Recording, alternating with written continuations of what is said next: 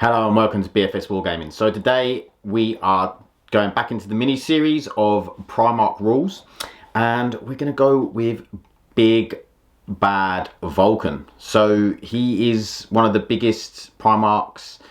He's Perpetual, but he also is sort of like known as the biggest and strongest, but he also was the most humanitarian. Like, he cared about humans more than the rest of the Primarchs. And this was one of his qualities that the Emperor found so precious in Vulkan. It was one of the things that he was unlike all of the others in this regard. So we'll go into his data sheet. Now it's going to be slightly different because I wanted to, show that he was a bit bigger, tougher, stronger. So he's got movement 8, weapon skill, ballistic skill 2+. Now his strength 8. So he's up 2 strength because he's just meant to be this just such a strong guy. He's T7 because he's that little bit tougher, bigger, stronger. He only has a 5 attacks though, because the fact that he's bigger and stronger. I wanted to sort of show that he's maybe a little bit slower. He's leadership 10 and a 2+ save. Then his weapons are Dawnbringer, which is a melee weapon, so it's ×2 strength. So it's strength 16, -4, and it's damage 5, a straight damage 5. So fewer attacks, but he's still got that ability to really output some damage. He then has a plasma pistol, which is pistol 1, 12 inches, strength 10, -5, damage 4. So a really strong, it's called the Furnace, and it's just a really strong plasma pistol. Then he has 2 flamers, 1 on each arm, and they are assault D6, 12-inch range, strength 6, -1, damage 2. Now obviously I've made these stats up myself. Maybe in game they'd be massively overpowered or not good enough. I don't know, we'd have to try this out, but I just wanted to give like a flavour on these Primarchs. And a big shout out to Ollie Pickett, who has helped me with all of these.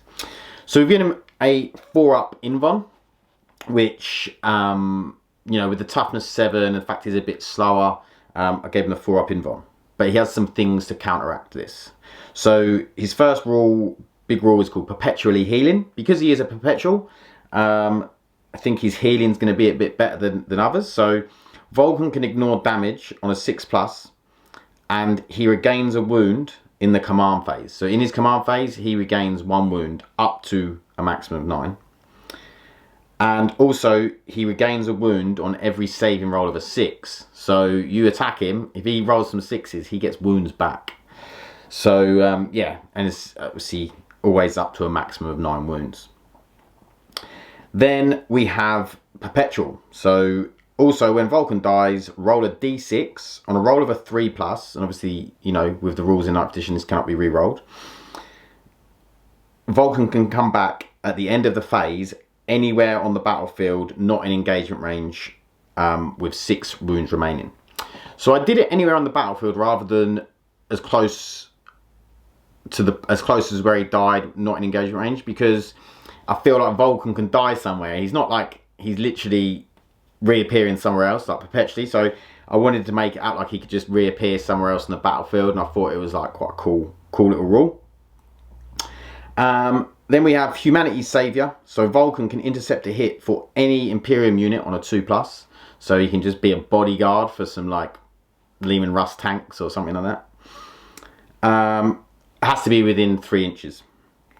Then we have Salamanders Primarch. So he can re-roll hits for core and characters for Salamanders, and re-roll wound rolls of 1 for core and characters for Salamanders. So pretty standard.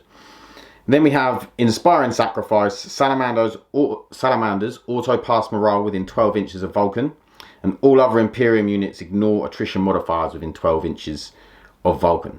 So he's like, because he sacrifices himself and he cares about humanity, it makes the Salamanders not want to run. It makes the Imperium less likely to. They're like, we're with the Primarch who cares, we'll stay.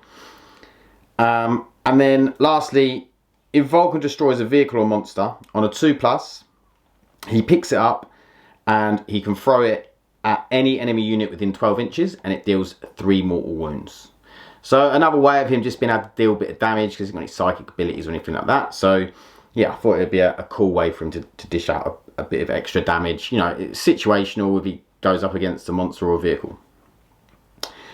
So yeah, that was Vulkan's datasheet. I hope you enjoyed it. I think Vulkan is a really cool Primarch, and I'm really looking forward to him coming back.